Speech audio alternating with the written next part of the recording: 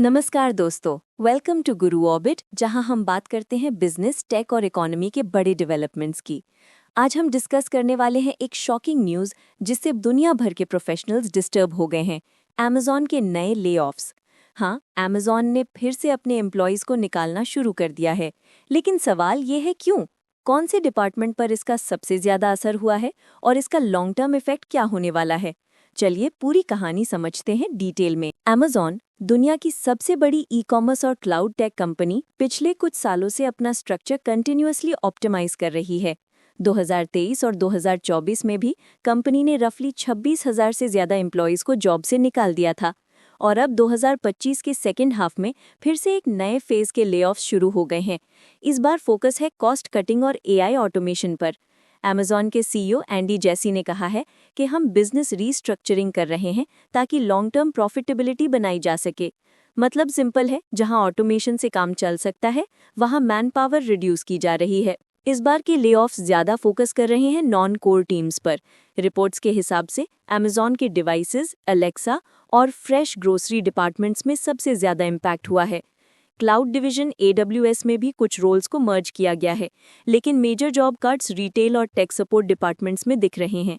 कुछ एम्प्लॉयज़ ने लिंक्डइन पर अपने एक्सपीरियंस शेयर किए हैं, जहां उन्हें बिना नोटिस के वर्चुअल मीटिंग्स में ले ऑफ नोटिस मिल गया। कई लोग कह रहे हैं कि ये क्वाइट ले ऑफ्स चल रहे हैं, जहां कंपनी ऑफिशियल नंबर्स रिलीज नहीं कर रही है। अब सवाल है, अमेज़न ऐसा क्यों कर रहा है जब कंपनी प्रॉफिट में है? इसका रीजन है ग्लोबल डिमांड स्लोडाउन और हाई ऑपरेशनल कॉस्ट।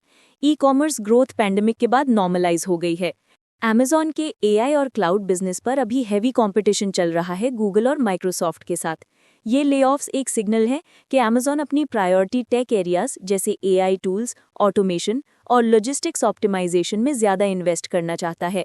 वहीं पुराने मैनुअल या लोअर मार्जिन रोल्स को ग्रेजुअली एलिमिनेट किया जा रहा है। ले-ऑफ्स का सबसे बड़ा इम्पैक्ट एम्प्लॉयज़ पर पड़ रहा है। उनमें से कई 5 से 10 साल से अमेज़न में थे, जिन्होंने कंपनी के साथ ग्रो किया था।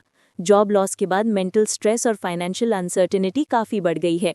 एनालिस्ट्स कह रहे हैं कि ये ले-ऑफ्स टेक इंडस्ट्री में एक नई वेव स्टार्ट कर सकते हैं, जहां एआई और ऑटोमेशन नए हायरिंग पैटर्न्स डिफाइन करेंगे। यूएस के अलावा इंडिया में भी कुछ बैकएंड और एचआर रोल्स पर इफेक्ट देखने को मिल रहा है। अमेज़न ने अपने ऑफिशियल स्टेटमेंट में कहा है कि कंपनी फ्यूचर के लिए अपने रिसोर्सेज एफिशिएंसी के साथ अलाइन कर रही है। उन्होंने ये भी कहा है कि एम्प्लॉयज़ को सेवरेंस पैकेजेस और जॉब प्लेसमेंट सपोर्ट दिया जा रहा है। एक्सपर्ट्स कह रहे हैं कि ये ले-ऑफ्स शायद लास्ट नहीं है। 2026 में भी कंपनी अपने स्ट्रक्चर को लीन बनाने के स्टेप्स ले सकती है, लेकिन लॉन्ग टर्म में ये कॉस्ट कटिंग इन्वेस्टर कॉन्फिडेंस बढ़ा सकती है और स्टॉक्स को स्टेबल रख सकती है।